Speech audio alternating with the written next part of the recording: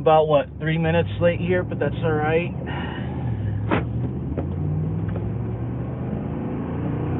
Heading out on the road. I don't know how exciting of a chat this is going to be today because, man, I got a bit of a headache and just kind of feeling out of it. But as usual, Dallas traffic's probably going to get me aggravated, so this should still help me stay calm through Dallas traffic. We'll flip over a little bit on me and probably a little bit more on the road so you guys can see what's in Dallas, and probably more interesting looking than just staring at me. And I'll try to keep up with the chat as it comes through. Little tough because, again, I am driving here. But I'll do this in as safe a way as I can.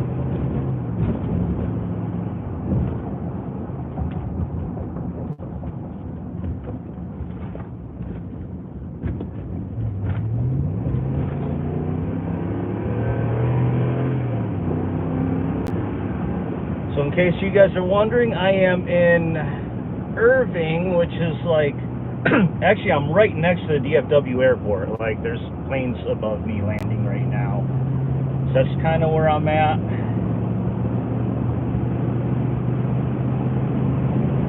And the start of my 1 hour long drive back home.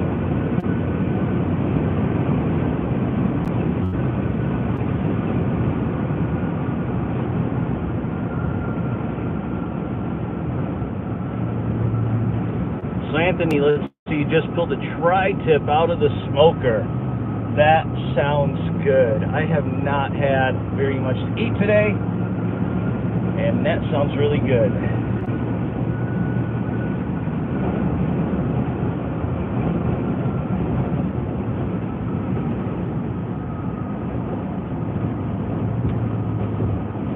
All right, I'm just trying to get situated in here.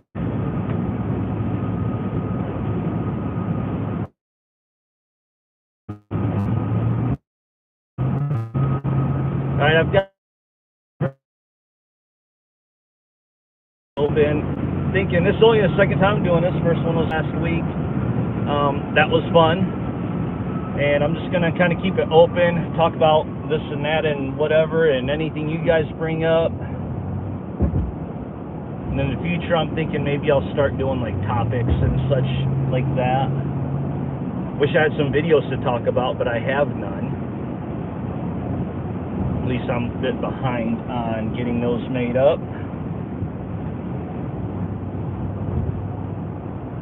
Well, the latest one I've been in, if you guys, I don't know if any of you follow Toro 704, I think it's Toro _704. He put out a video last week talking about 392s beating Hellcats, and he actually mentioned my run, just because the time was a 10-second quarter-mile time, so I had a little cameo in his video there. That was pretty cool. Hold on, let me get through some of this traffic here. Long time no see. That's right, Randy. Well, long time never see, except for comments and chats. I will be going back up to Detroit again, as I talked about last week. August, I'll be back up in Michigan again,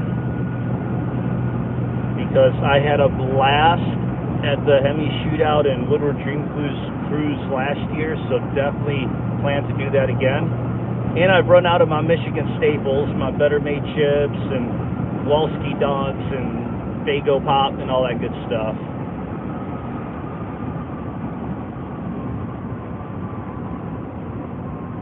All right, we'll just keep switching back and forth, back to me. Because now looks like I see a whole lot of brake lights in front of me.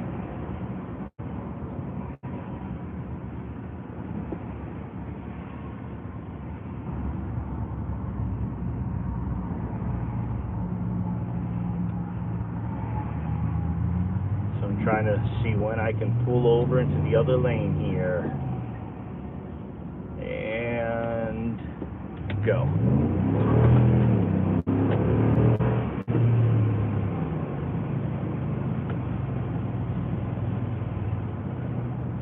Riding with me is a little bit rough.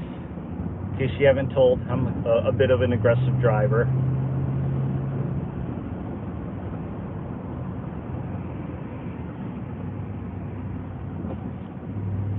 Back to Dallas traffic.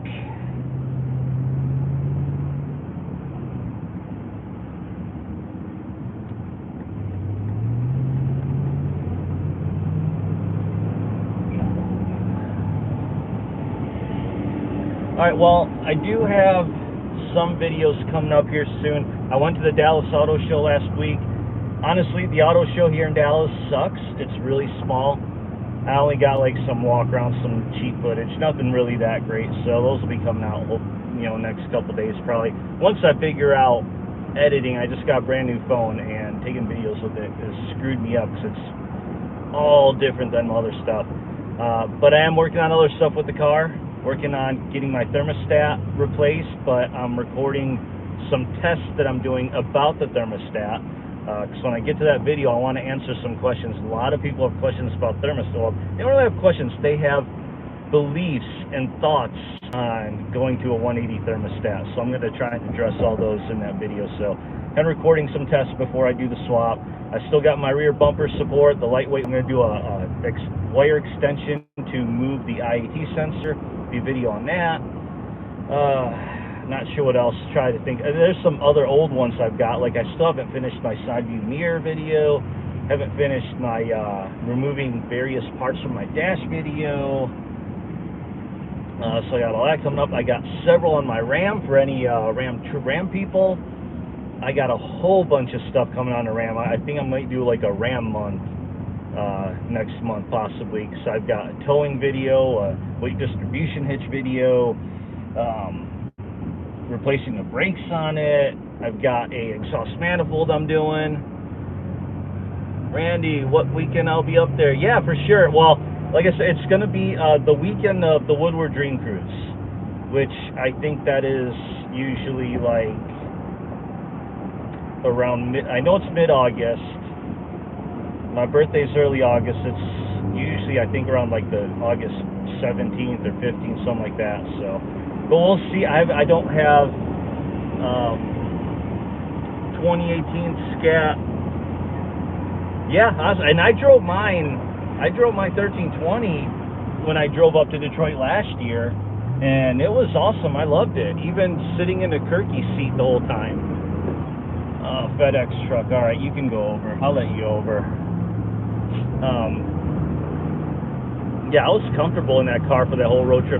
I don't know if I'm going to drive the 1320 again this year to Detroit. Maybe, maybe not. I haven't decided that yet, but depends too how long I'm there for, because I'd like to do roadkill nights too, but that's a week before the Woodward Dream Cruise, so I'm not sure if I'll make that or not.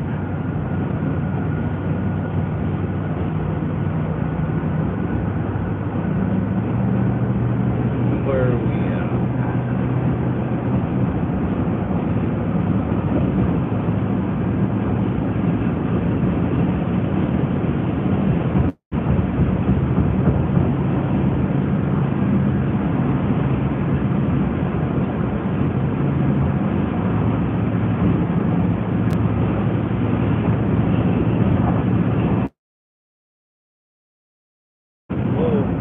I won't say what speed I was just going, but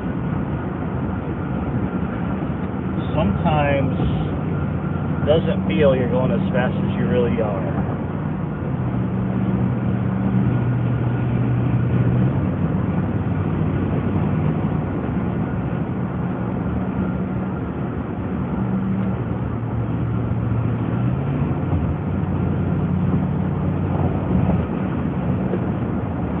So what else is going on? You know, I need to do one of these streams. I need to get some mods. I didn't have any issues last week. I don't expect none today, but eventually I need to find some mods. Don't have that many in here right now, just 3 of you guys, but that's all right. I'm not claiming to be the most exciting stream. Not at the end of the day of work when I'm really not into it as much.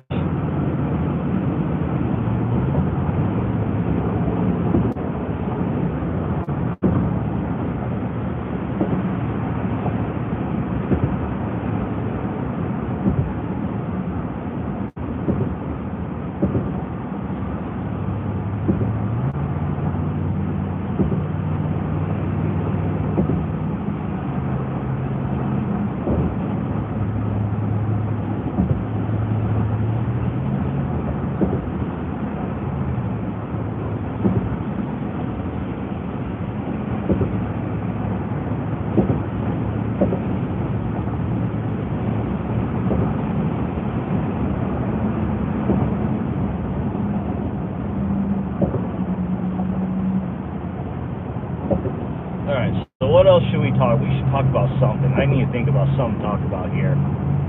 Liven it up. What do I think? Last 7th edition Challenger, man. First of all, I wish I could have been there for it. And honestly, I didn't think that much about muscle cars at the Strip in Vegas. Like, I think I heard of it last year, but it never really got on my radar.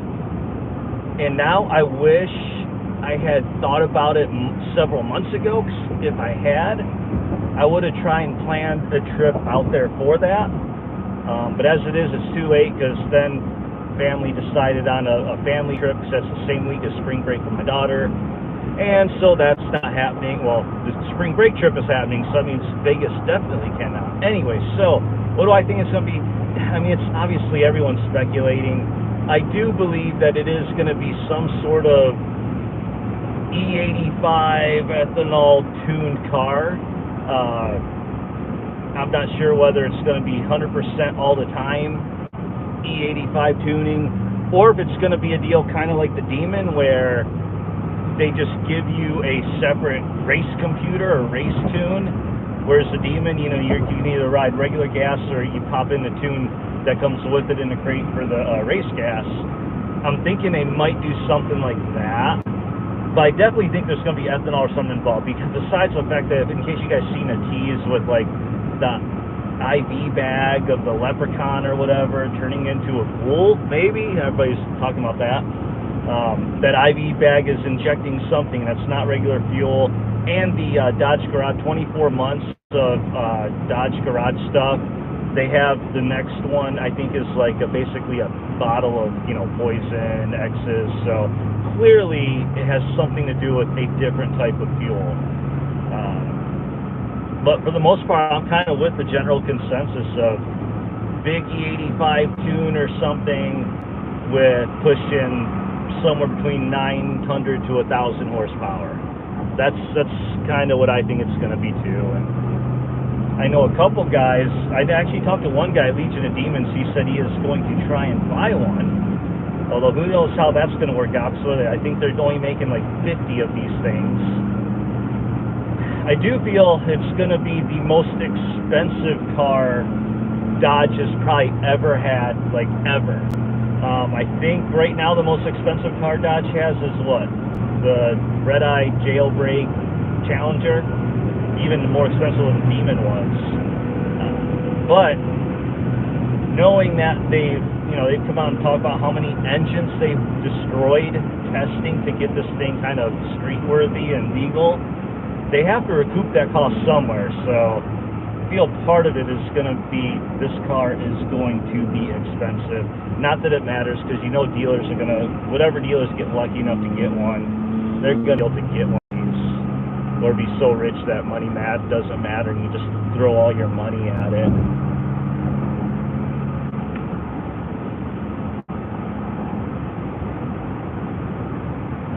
I'm trying to catch up. There's a foot. Yeah, that's the other thing. Yeah, the dealer markup, but then it's like how many, I feel like how many are actually going to be available to even buy regardless of the dealer markup. Like how many dealers are going to just keep one for themselves? Because I've heard that happen with the Demons, you know. Dealers turned around and said they decided they didn't want to sell to people, they just bought it themselves and kept it for themselves. It's still going to be cool, and everybody's going to talk about it.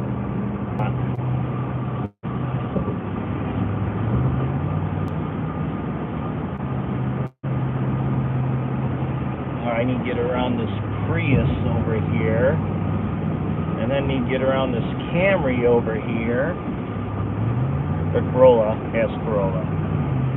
All them Toyotas look the same to me. Alright, flip it around in case I do some maneuvers I don't want on video.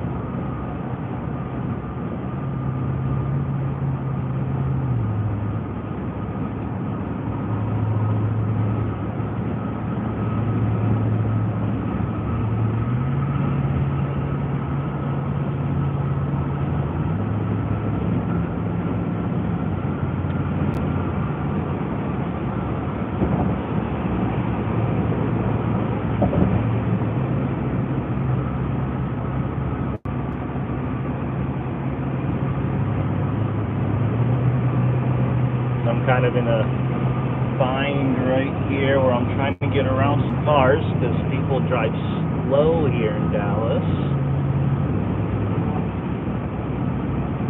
I'll show you what I'm looking at.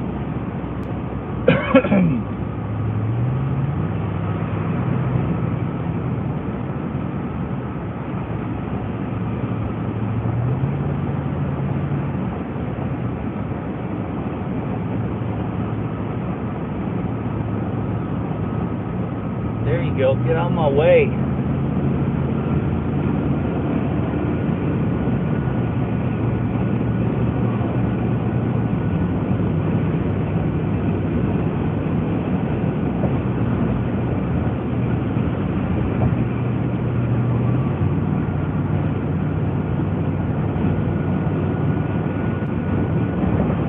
Coming up on Dallas, I feel like I'm making pretty decent. Oh yeah, I was about to say I'm making pretty decent time, and now I'm coming to a stop.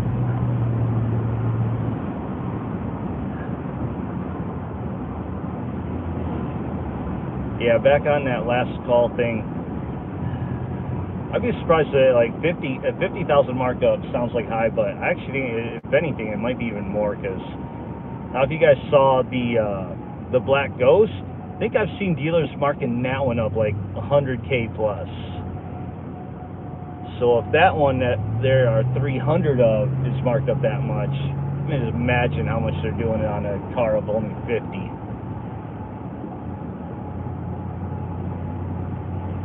Well, hey, Anthony, you heading out to Mopars at the muscle cars at the strip? Put on my schedule. I still want to make the trip out west this year, but at the very least, I definitely want to put muscle cars at the strip on my calendar for next year.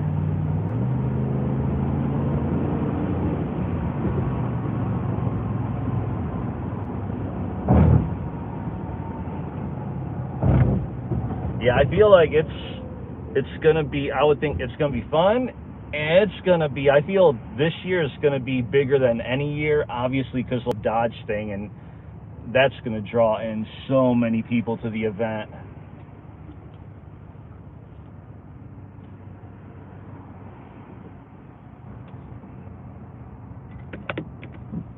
And grab this phone.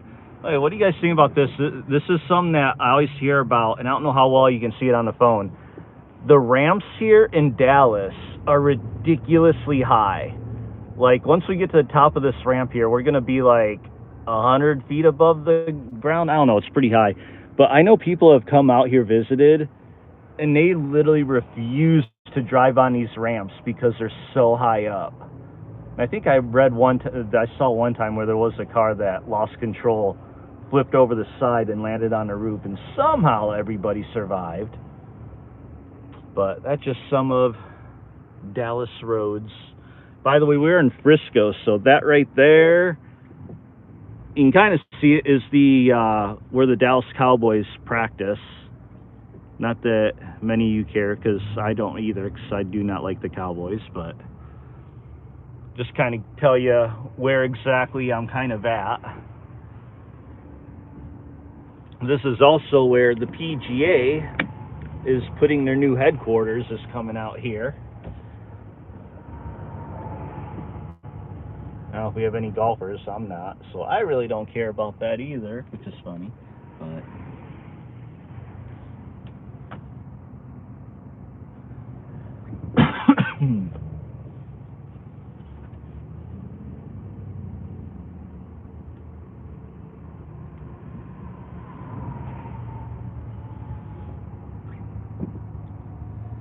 oh, I hate traffic so much.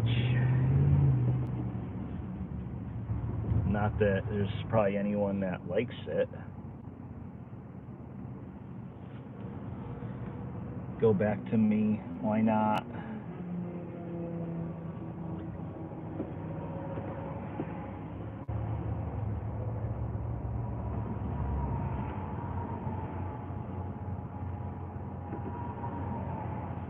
I do feel I need to, you know what I really like to do is more on location live streams, kind of like when I was out in Orlando last year I did one.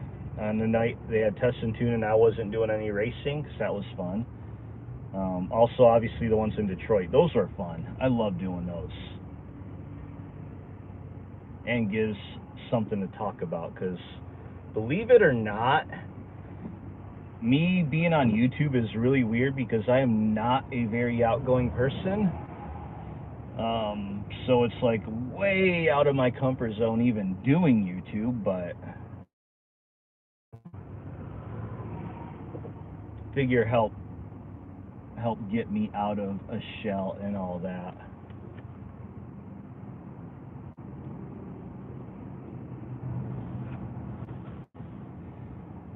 Oh man.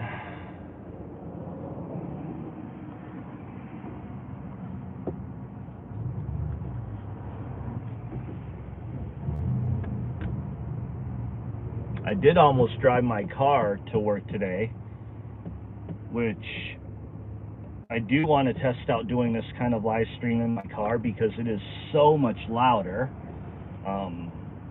That's obviously, you guys know I have a stock exhaust, but just with no interior, it is so much louder. So I would like to see how bad it is doing a live stream, if it's something that even works really good, or if it's just something where I'm muffled out by all the interior road noise. But then last second, it was decided I'm just going to take the truck, because I will say that I hate driving the car places where I have to leave it unattended outside because of obviously the whole theft issue, and it's pretty bad here in Dallas. Like, I'm in some Dallas Mopar groups, and there's constantly posts of people's cars getting stolen out here. And as the usual story, not even like overnight, it's like in the middle of the day, 2 in the afternoon, in front of a store or parking lot of an office building. So that's always in the back of my head. And I work for a company that we do security, automation, and we have cameras outside, and I waste half my day staring at camera views of my car because I'm just paranoid. Because normally I'd be like, well, cars can be replaced, but I can't replace my car. It's impossible because they don't even make Hellraisin anymore. It's not available for 23 model year. And then I heard rumors of people saying that they're not allowing people to order 1320s without the Plus group this year, which just seems like a really weird thing, and it's hard to believe that that's true. But I've now seen multiple people from different parts of the country say the exact same thing, that maybe there's a little bit of truth to that, which would mean it's even harder for me to replace my car if something happened to it.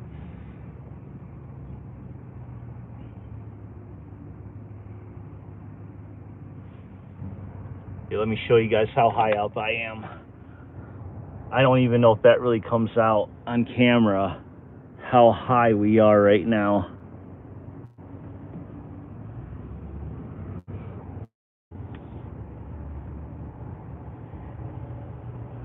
Like, there's an IKEA. We're higher than the top of the IKEA right there.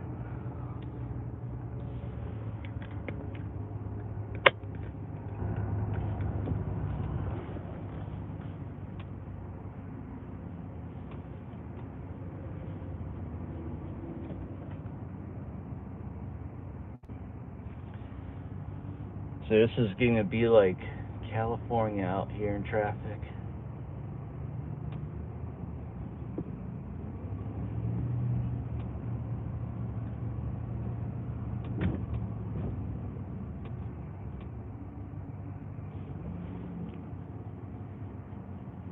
And I will be adding a new vehicle at some point this year to the channel.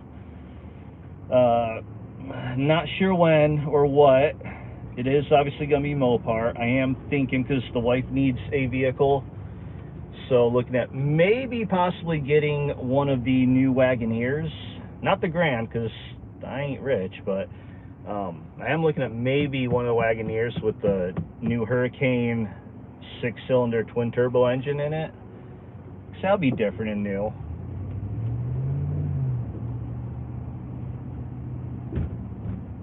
But that is obviously going to be a ways away. and I still got this truck, and I got to fix. I think I was starting to talk about earlier. Some videos I got coming up on this truck is I got to fix the warped exhaust manifold, which is giving me that tick that goes, starts when it's during cold starts and goes away when it warms up. And then I think I have a bad carrier bearing for the drive shaft on this truck too. So I'm gonna have to replace that. And let's look at some. Oh, you're gonna sell your 21 green next year? Yeah, I would definitely keep the single seater for sure. But yeah, it makes sense. I mean, who knows what the values are going to be. I think they should still be pretty good next year, especially when you can't even buy a Challenger anymore.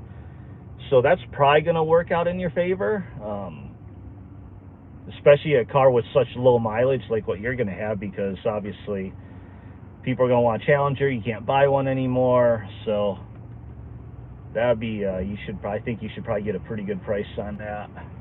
But yeah, I would definitely. I'm still jealous of the fact you got a single seater, because that is my one and only regret with my cars. I wish I had a single seater,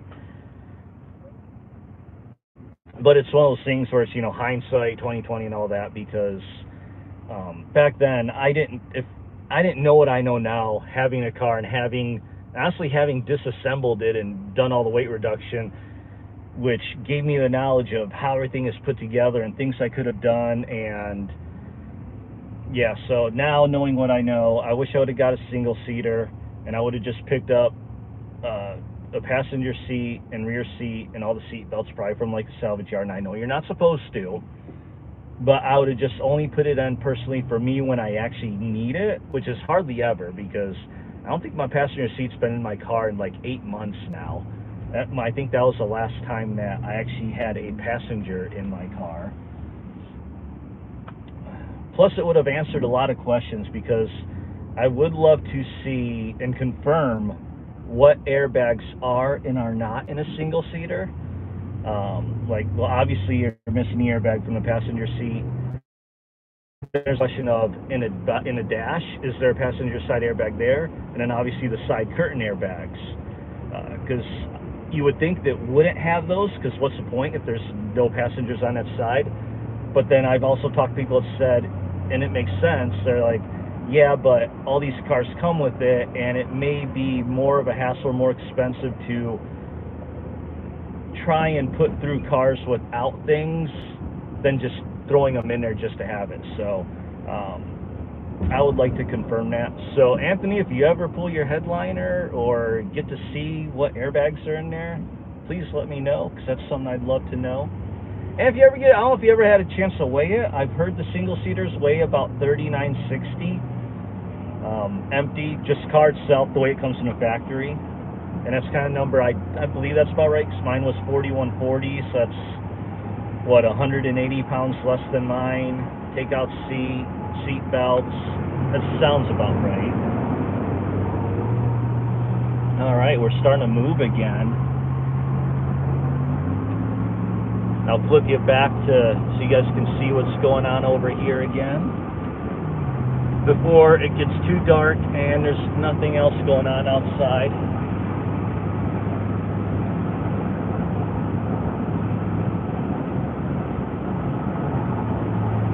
Now we are driving through, did I say it? We're driving through Frisco, Texas. Frisco. Uh-oh. Did my screen drop? I lost some people.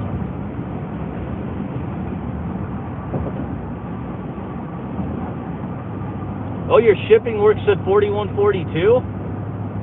Huh, that's weird.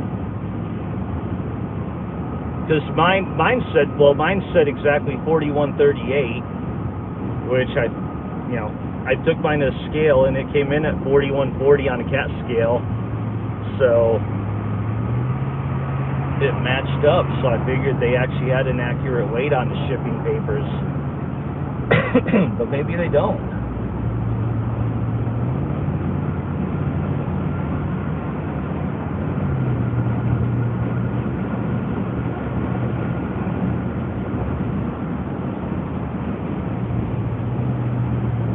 And Anthony, if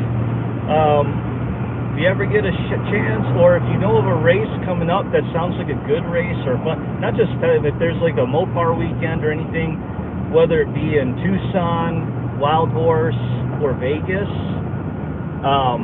let me know. If it's later, if the sun pops up like in a couple months or something, I'm going to keep an eye on it myself. But I have said numerous times I really would like to make a trip out west, so, which is why I'm kind of mad that I didn't think about this muscle cars at the Strip earlier, because it would have been a perfect one to do. But yeah, there's some other, I know that obviously there's you, I know there's another, I want to say Octane Red 1320 out there possibly. Out in Tucson, we got Hammerhead Racing. I've always wanted to meet that guy. He's got the V5 Blue 1320, 2019 one. Don't know I want to come out there middle of summer. Might have to be fall, but I don't know. We'll see. This fall is tough too, because I got Detroit in August, Moparty in Kentucky in September. I got Tulsa in November. As we know, there's no more Houston. So when I said, when I did my Legion video, so that was probably last time I was going to be in Houston, yeah, it's pretty much for sure now. The drag strip in Oklahoma City, Thunder Valley Raceway, they just posted on their Facebook page that they actually bought the scrubber and some other equipment from Houston. So the fact that Houston's already started selling off all their equipment means, yeah, they are for sure closing up, which is sad. And I think with that, it might leave only like 2, maybe 3/4-mile drag strips, and actually no, there's Amarillo, one outside of Austin, which everybody says sucks, Ennis, and I'm not sure if there's still one out in El Paso, but 3 or 4 quarter-mile tracks in a state as big as Texas is pathetic. But that's what it is.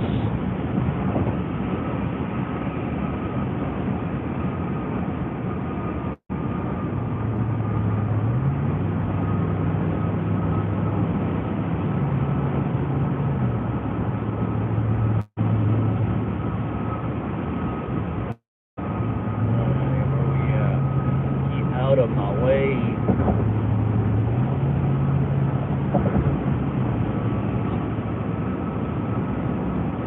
Kingman has angle Route 66 street drags this May.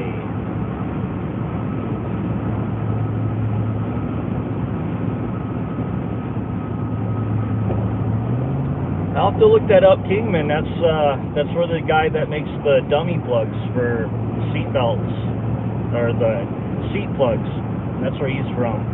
I'll have to look at that. I am going to Oklahoma for a race in May. It's the Southern Plains Mopar Fest, and they're actually, this year they're not doing it the track like they did the previous couple of years. They're actually going to do it in a town called Bristow.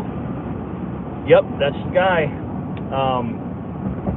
But there's this really old Chrysler Plymouth sign, it's like this cool old vintage tower that was for a dealership out there, and they're trying to restore it and light it back up. It's actually on Route 66 also.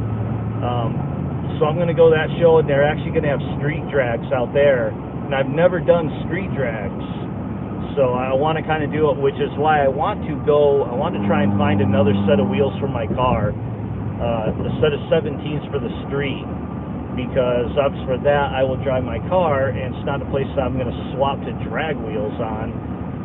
So I need a little better tire with more sidewalls. So I'm looking at maybe picking up possibly a set of BMS wheels for the street, because I can't do build specialties again. Those things are expensive, and there's just no way I can afford to get another set of those. And I need my set that I have for the drag strips, so I can't take those out. Will be your first time racing there. Where is Kingman anyway? Like, I haven't looked that up. Like, I know Tucson, I know Phoenix, and I believe, isn't Kingman like in a northern part of Arizona? Like Flagstaff or Scottsdale or somewhere that way? I'm honestly not even sure. I'm just taking wild guesses here.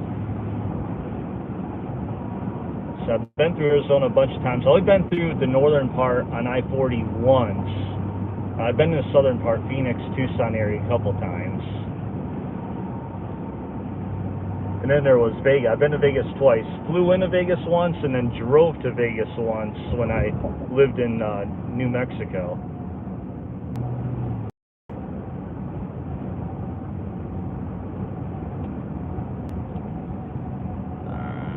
Switch back here. Oh man, it's dark inside this truck.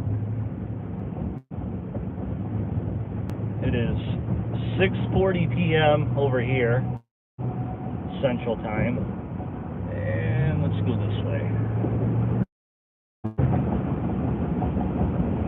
I really need to. It's a problem, but there's a clunking anytime I slow down and hit the brakes, and when I take off, like the drive shaft is kind of like one way, and then it binds and clunks a little bit. So I'm pretty sure that's what it is. Northern Arizona off I-40, about 120 miles from Vegas. Okay, so I have driven by it then. So I've driven down I-40 that way before. Ronald Reyes, hi, how you doing? What's going on?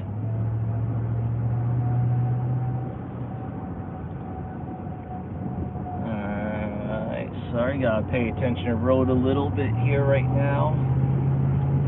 Get around some people and, oh, really? Of course. Jerk.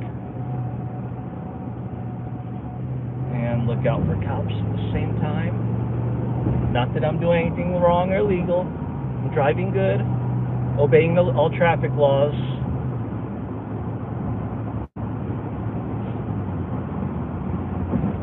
So, you know, you gotta be careful. I don't know if you guys seen all the raids and stuff that have gone on, like literal, like there's one dude in Amarillo, Van Forest, like watch this video where like SWAT and everybody raided this dude's house like he was freaking drug lord or something. There's videos that he had of him out on the street, because the whole like, hey, I'm in Mexico thing, saying you're in Mexico doesn't absolve you of any wrongdoing. Not when you put on video showing actual street signs and things like that.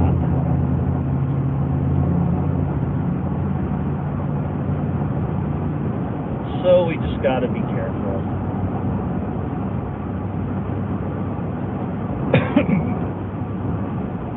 Surprisingly, I'm making good time. Last week, it took me exactly 1 hour to get home, so I ended that stream pretty much right at exactly 7 o'clock.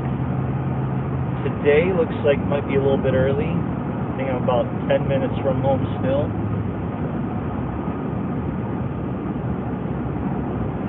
See, now normally, instead of this live stream, I would just have Waze on my phone, because Waze is very good at telling you when there are things to watch out for.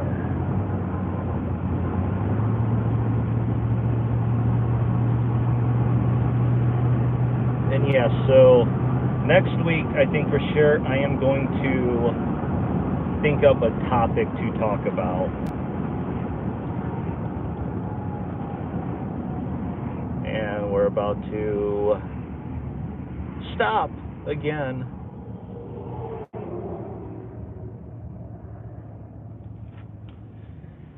Oh, yeah. Well, again, I know this has been a small chat, so a couple of you have been in here.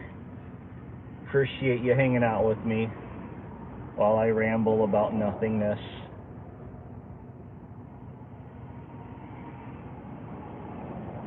Figure at the very least, try and get something out there showing that I'm still doing this whole YouTube thing, not going away. It's just so hard for me to get videos out. I've got so much stuff going on. Full-time job. I got a family. I got an 8-year-old at home who takes all sorts of lessons for things in school, and then, you know, so much going on. shipping order says $41.35. So according to shipping orders, they think your car is only 3 pounds less than my car. That's interesting that they put that weight on there. It should be. I really think your car should be $39.60 though. I would be surprised if it's over $4,000. Yeah, next time you're at the I don't know. Well, I don't know about those tracks that you go to or Vegas. I would assume they'd have a track scale. I think most tracks should have a scale because they run races all the time that have minimum weights. And how else are you going to prove that somebody is above the minimum weight if you don't have a scale? But then I've been to some where, they're not working. Mike Collin, that's all right. Not a big deal. We're just kind of hanging out. 392 Mopar, what is up? How you doing? Has it been open to bracket races? Okay, yeah. Cause I've been at tracks where they don't. That's one reason I loved Houston. Houston's been an awesome track in so many ways. Every time I've gone there, their scale has been open. Now, these scales, like my Legion video, if you noticed, it almost seems like I lost 40 pounds overnight. And I really think wind really affects it because the night before there was quite a bit of wind and the scale was jumping around a whole lot more. But then the next morning I weighed my car and I was like 35, 40 pounds later and the scale wasn't jumping around as much and there was zero wind the next morning. So I think that's the only way I can explain it. But I've been Beach Bend, their scale, I've only been there during race and their scale's open for that because they do have a minimum weight class there. Tulsa, I think I've hit their scale before. Ennis is hit and miss. It's usually, Ennis is the one in Dallas, usually open, but I've been to it when it's been closed. I'll definitely weigh it again at the next race I'm in Ennis, or at least the big showdown. That's when I'll be running Boostain in my car, because I have been on, for those that don't know, I'm on Team Boostain. So I've been working with a power broker who I'm in touch with to get the direct connection kits and set up. So I am on that list, and I think I'm one of the first ones as soon as the 392 kits come out, if they ever do, to get that. But in the meantime, they put together a Team Boostain, so they're sponsoring the Big Showdown race. So I am been selected to be part of that team, so I'll be running Boostain all day that day. Man, 392 Mopar, appreciate that. I get back to that, what I was talking about. I know I need to get videos out more. I have so many in pipeline. I think I have content filmed for at least 12 to 15 videos right now.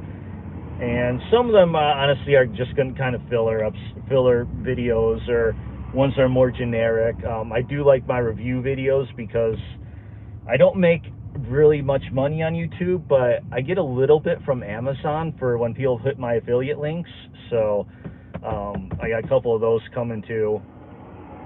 But yeah, I'm going to try and get more out. Again, editing takes so much time, and between family, full daytime job, and all the other stuff I'm into, because cars and racing is not the only thing I'm into. I love hockey. I love, other things, hang out with other people, and then there's other stuff I got going on. I play guitar, and I'm a gamer too, and I do video games, and there's just so much stuff I got going on, and trying to find time for everything is tough, but I try to do what I can. And I need to get into moods, so sometimes I just haven't been in the mood. Like last weekend was the holiday weekend, and man, I'll be honest, I had a holiday weekend last week. I had plenty of time to get a video or two done, but I was just I feel like I was burnt out. And so Monday, President's Day, I just plunked down on my couch and literally played Xbox all day long. And but it was one of those things where my wife was told me yeah, just sit down and take a day off, because I'm always running around doing stuff. So I feel like I need that. So anyway, yeah, it'll definitely get a video out, and I need to do stuff in my car because I need to get my thermostat done. I need to get the IoT sensor relocated still, Mike, which I need to buy that. I got on my shopping list. I have to get that harness, so I have to get that done. I got to get the lightweight bumper support done, which I told the dude, he's from California, that makes some bumper supports. I told him I was going to give him video, and you know, he was cool enough to give me one for free. And I told him I would get that video, so I really need to get that done because it's just kind of been in limbo there. Drag and drive in the future. Yeah, I will do a hey, the Red Wings, they're on a winning streak. I've been following hockey a lot more lately because I've gotten back on the ice because my daughter is like got huge in ice skating. Now she's more into figure skating, which is whatever, but it gives me an excuse to get back on the ice because I love skating. I need to get back into one of them senior hockey leagues, which is another thing I want to do. But yeah, I'll definitely let you know, Mike. Wish your wife said that to you, 392 Mopar. No such thing as relax. You know, yeah, it was kind of a surprising thing and a rarity because I'm that type of person that if I see somebody working around me, I have to be working myself or working harder, or just, I can't just sit and relax. And this goes for anywhere I am, no matter whether it's at work or so. It's like I can't just sit back and relax. It's so hard. And then when I see someone else working, like my wife was doing some chores around the house, and I'm just like, I feel like I got to get up and do something. That's when she yelled at me and said, just sit down, which was cool. That, because that doesn't happen very often. But it was pretty cool. So I, you know, and then that's one reason I like on, you know, I got a vacation coming up for spring break, and that'll be fun because it'll be a time where I can just not worry about other stuff. But I'll make sure to get more video content done before I leave for that week. Because that's going to be mid-March, same week as the muscle cars of the Strip, unfortunately, or fortunately, however you look at it. Oh, and this one's going to surprise. So my next video, this is, I'm going to have a video out probably tomorrow, like really short, and you guys are all going to be like, what the hell is this? Because it's literally going to be a Mustang. Dude, really, biker? Actually, no, you're cool. So I was at the Dallas Auto Show last week, and they had a brand new 24 Mustang on display. So I did just a quick walk around. So I'm just going to put out like just my basic walk around, and it's on a pretense of, hey, I am not a Ford guy, and I am definitely not interested in a Mustang, and I would never drive one.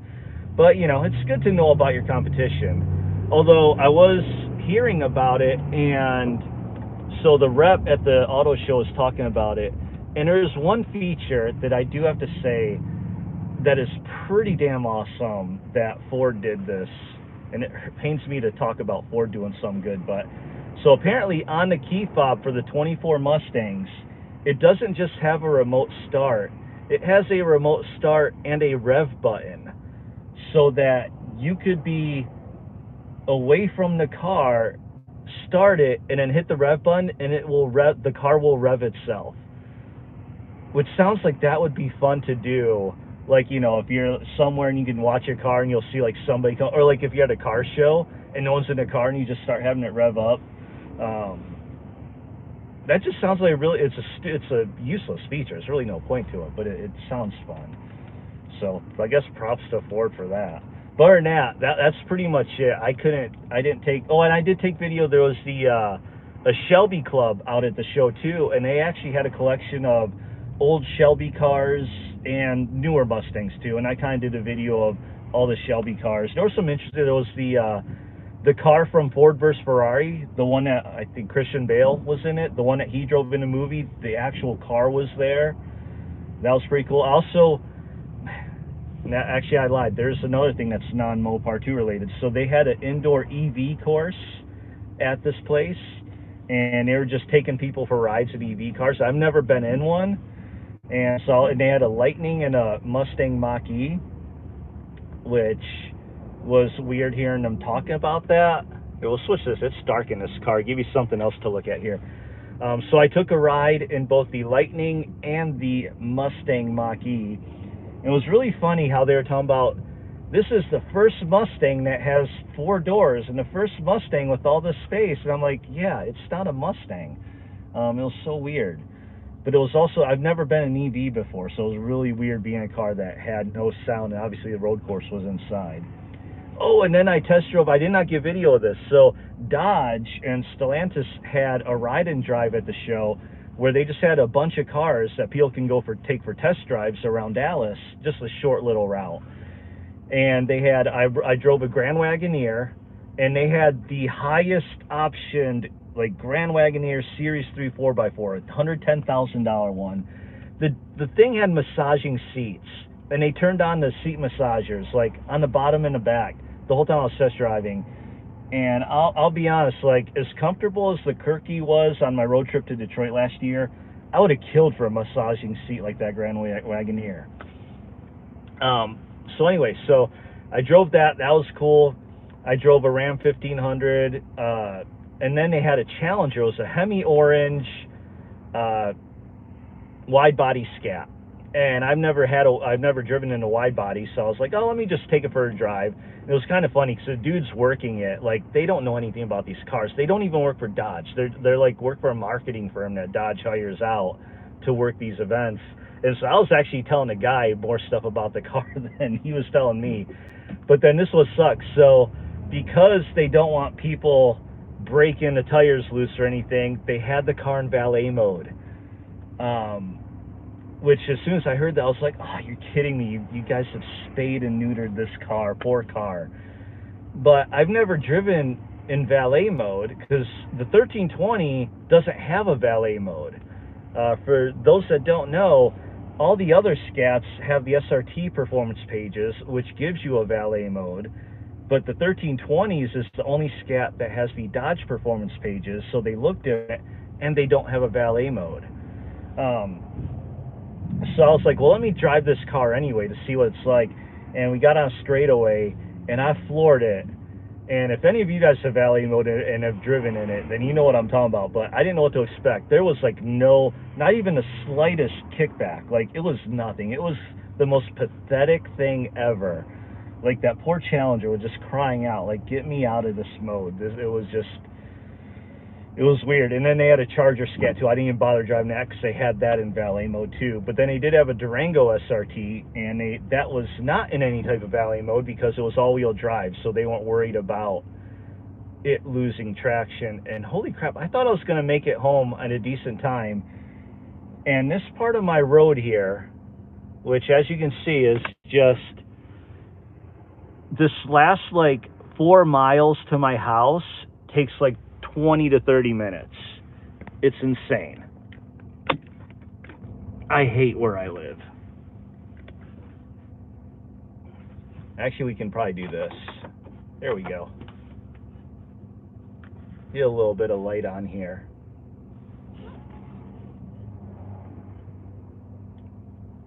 So that was all of my experience from the Dallas Auto Show last week, which again is so small.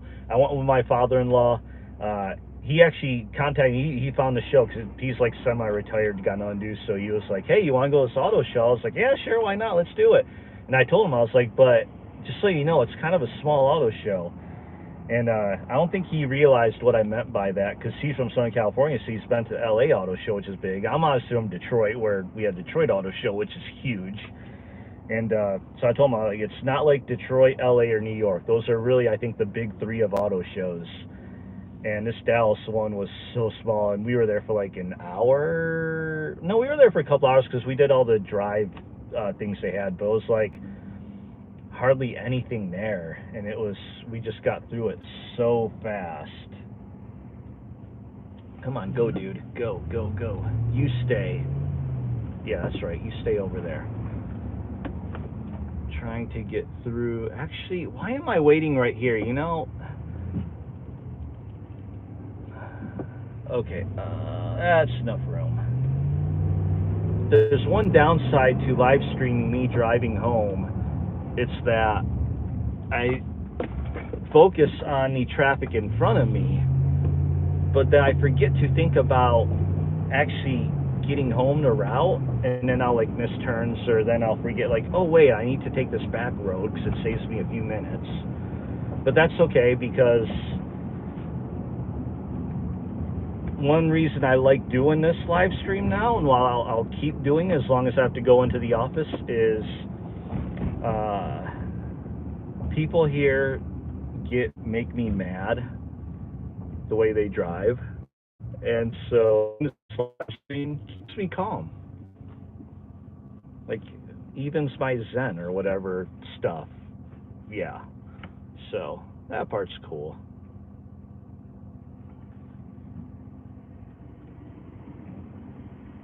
Let's see what we got going on here. Flew down piano.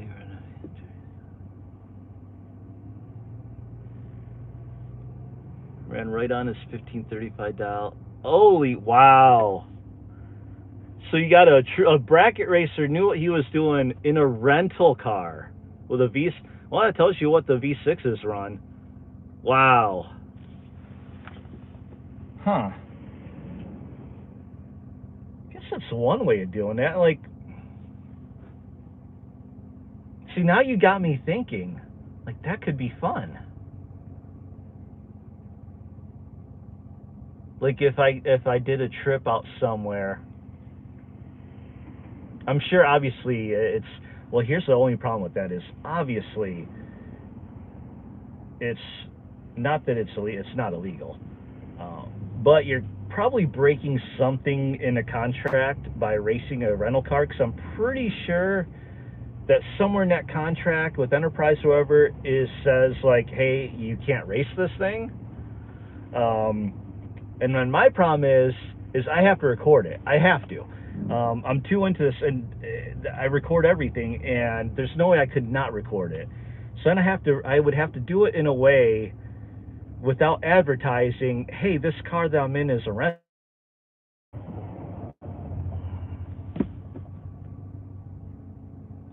Yeah, like, I'm really thinking of doing something like that. But that's crazy. The dude flies down in a rental, wins Sportsman, and eliminates you. But if he's getting reaction times like that, yeah, 000s would definitely be awesome to have. But if a dude is getting reaction times like that, okay, he drove around the water box, he's getting reaction times like that, that means that's not the first time he's done it, because he had to have known a V6 Challenger good enough. And I'm sure you can figure things out after a couple rounds of, testing or qualifying. But as a lot of you know, these cars, like, you can react perfect, but these cars don't like to react as quick. So you have to know how to stage and how to set up your car for a good reaction time. So that's tough. He's definitely done before. Yeah, I've had, well, before last summer, I think the closest I got was like 20 some years ago. I believe I had a 011, and I think that was the closest I ever got to perfect a long time ago. Then obviously Detroit happened, and I hit that 001. So I've never had a perfect 000, but I mean, that's as close you can get, 1,000th away from it. Unfortunately, I lost that race, if you guys remember that video, which everyone was like, how did you lose a race that you cut a 001? But we all know that's my car's fault and not my fault. And then I did hit another, I think in Kentucky, I had a 005. So I've had it, and I think I may have hit a 009 one time too. So I think I've now had 3 00 somethings. But really, the only time I want to hit a 000 is honestly would be like a qualifying round. That's it. Where, especially in brackets where they're using reaction times to ladder you, then I would want to hit a good one, because I do not like being that close in competition. Because it says, I've heard some people say, like, cutting a light that close is more of a bad red light than a good regular light. All in your Roadrunner. Yeah, I think them older cars, though, especially when you don't have this whole drive-by wire thing where the cars, like, decides, changes things up, felt it was a little easier to be more consistent. Although I've gone fairly decent. I like to say it's keeping my reaction times consistent. Still learning, figuring. I mean, even though, like, I feel like Legion, I learned things that, or thought of things I didn't before. Which, going back to Maryland, I was hoping to get a 10-second quarter mile when I was in Maryland last October, and I didn't. And part of it was me being stupid, and I was racing the way I was for Hemi Shootout, which meant I was staging a little deeper, I was foot braking it higher, and then I don't know why it didn't hit me until before Legion, and I was like, wait a minute, I have lower 60-foot times and don't go as quick when I do that, and I'm like, no, I need to be shallow staging, as shallow as possible, and then with this car going off idle, and that's why I did in Legion, and obviously you guys know exactly what happened there. And I think I would have been closer to 10 in Maryland had I staged and launched 4 times instead of Hemi Shootout practice. And they tried the Banks Monster pedal and hated it, too twitchy and hard to control the burnout. See, that's what I've heard, because I know people that have gotten like a pedal commander or whatever, throttle controller, and they say they like it, but then I've also talked to people that say it makes the throttle so touchy that it makes it harder to hold an RPM. Like it just, the slightest twitch of your foot and the RPMs are just jumping around. And I don't know, I mean, I feel like I figured out my car close enough with the way I have it set up and me foot braking it that I'm not as concerned with it. Except for when we have 400 Pro Tree, because holy crap, a 400 Pro Tree, like you saw Legion, I had to go deep, and only one person, Sipple, she hit a 07 on that. Other than that, me and her were pretty much in the 100s, but, oh, you hit the rev limiter on the burnout? I know what that feels like, watching. Yeah. It really was, because, well, the first time, like I said, I hit that 151 reaction time, and at first I thought I was slow, so I was talking to Sipple, and she was telling me her reaction time was off too, and then she was like, I think it's a 400 Pro Tree. I'm like, it? And then we asked, and we're like, oh yeah, it's 400. So that explains it. So had it been a 500 Pro Tree, that 151 would have been 051, which is kind of where I like to keep it, roughly. But then even when I was going deep, there were a few runs where I went all the way deep, and it was still, I think my best reaction was a 120 something, and I was full deep at that during that run. But still, it's scary. I don't like cutting it that close or being that close to the edge. So it was a struggle making myself go deep and stay deep and take off or react the way I normally do, because whenever I accidentally go deep, I hesitate a little, but I don't know how to explain it. I intentionally hesitate a little to make sure that I don't red light. That's kind of where I was there. So yeah, a higher stall. I think if I was able to get even higher than I was, that would have helped. But as it is, 2300 is about the highest I like to go, because that's about where the car feels like it starts wanting to go forward, where the brakes are barely holding it. And it's one of those things where if I know I only have to hold it for a few seconds, I'm fine. But if I'm holding it and I'm still waiting for the other guy to stage and I'm on it for 10 seconds, that's when the brakes start, like, feels like they just start heating up and they just stop holding as much, and then you roll through and then all sorts of stuff. But man, I need to get back in a race. I miss it so much. 370 or 390 gear, not really. I mean, I thought about a long time ago, because that was always one of the first things I did. Every vehicle was, my Ram trucks always got either 410 or 392. Always wanted with the bigger gear every time. One of the first things I did.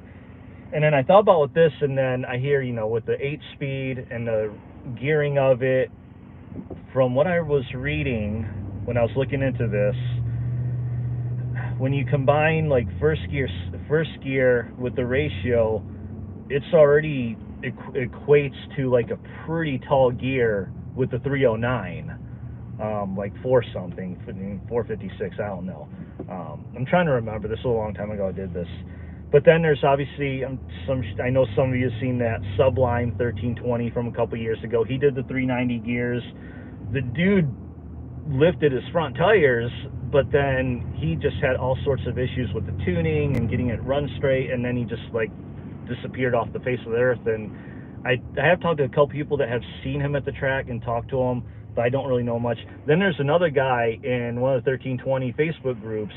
He got the 390, and he did break a 10-cent quarter mile, but based on the way he was talking about it, it just didn't seem worth it at all. So yeah, so I'm gonna stay away from that for now.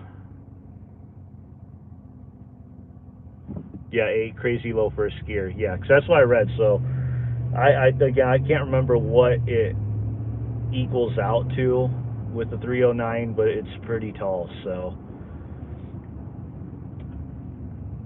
and I mean, obviously we launched pretty hard. I haven't lifted a tire yet that I know of, because I don't have people recording me launching. And as usual, like Houston, bad timing, and I never got on the track when the photographer was out there, so I've got no launch pics at all from that day, just from the couple people that happened to be, you know, Santu and met up with, and they took a video for me. It'll happen. I'll lift that front tire. See, hopefully when this direct connection stuff comes out, I'm really hoping it comes out by summer. I do believe we're close, just based on talking to the power broker that I've been talking to and the videos he's been putting out, and the fact that they're training the techs, the power broker techs now. So I'm feeling optimistic. The only thing I'm worried about is, obviously we all know the Hellcats get priority. Those are the first kits to come out. I just don't know how far behind the 392 kits are going to be, because that's pretty much my next thing. So in case you missed last week, it's going to be all about direct connection, keeping a warranty, and trying to break 9s that way. Oh yeah, the Hoosiers, I know for a fact they are. Again, I don't have any good video, because the couple people that got me video, man, I appreciate them doing it for me, but their phones weren't set to a great quality, so it was hard to see. But no, I know for a fact that my Hoosiers are wrinkling. I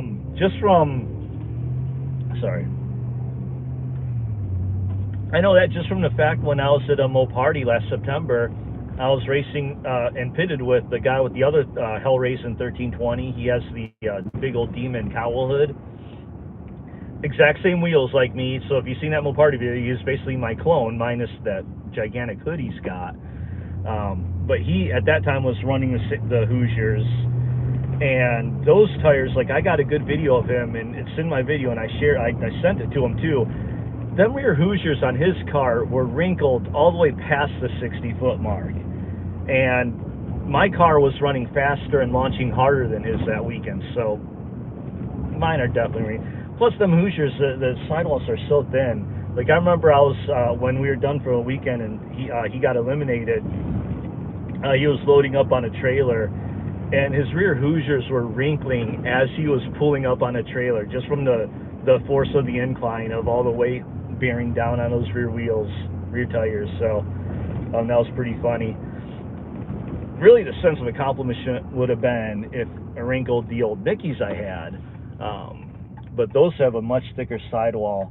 And I did see some pictures where they weren't wrinkling, but you could see they kind of were bubbling in a way, if I can explain that right. You can kind of see the kind of bubbles where it would have wrinkled had it been, could have done it. But I'm hoping when I go to this YouTuber call out in April, what is going on here? Oh, someone's like, that we'll have more video, and maybe I'll find somebody to go to the race with me and take video of me. So hopefully we get some good.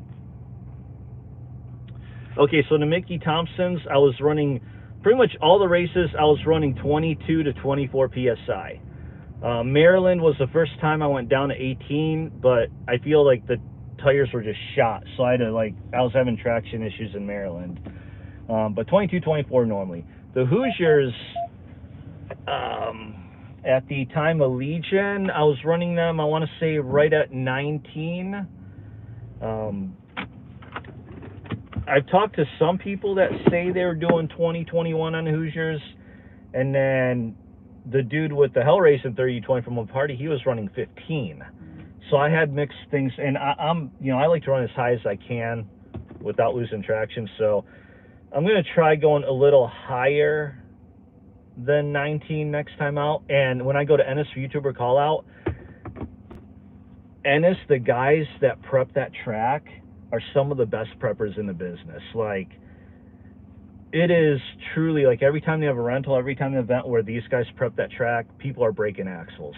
And I'm expecting to have that same type of prep for the showdown. So hopefully I get some good videos. But anyway, so thanks for sticking around with me and going on this drive. It actually was a little over an hour, 10 minutes now. It was boring at times, I admit. Got a little quiet there as we were just driving through traffic. But I am home now, so I need to go inside. So thanks again for sticking around with me. I'm going to do this again next week. I think I'm going to try and come up with a topic to make things a little bit more lively. But you guys gave me a pickup because, again, I was kind of having a headache and feeling kind of blah today. So this has been a good ending. So, again, thanks a lot. Yeah, hey, I appreciate you guys watching it too. And hopefully I'll meet you guys at some point this year again. Mike, Anthony, everybody. So thanks again for watching. I will see you next time. Robert C392, first I saw you. All right, bye.